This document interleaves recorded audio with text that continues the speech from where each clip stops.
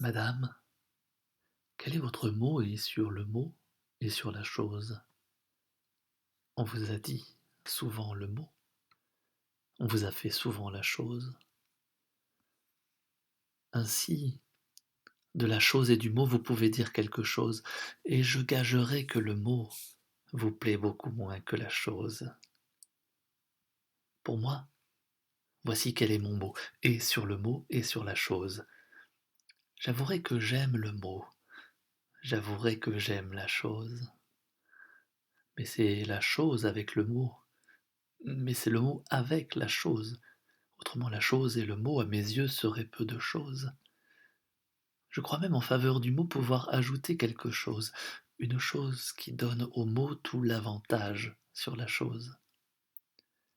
C'est qu'on peut dire encore le mot alors qu'on ne fait plus la chose.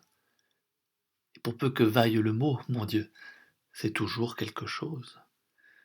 De là je conclus que le mot doit être mis avant la chose, qu'il ne faut ajouter au mot qu'autant que l'on peut quelque chose. Et que pour le jour où le mot viendra seul, hélas, sans la chose, il faut se réserver le mot pour se consoler de la chose. Pour vous, je crois qu'avec le mot, vous voyez toujours autre chose. Vous dites si gaiement le mot, vous méritez si bien la chose, que pour vous, la chose et le mot doivent être la même chose. Et vous n'avez pas dit le mot, qu'on est déjà prêt à la chose. Mais quand je vous dis que le mot doit être mis avant la chose, vous devez me croire à ce mot, bien peu connaisseur en la chose.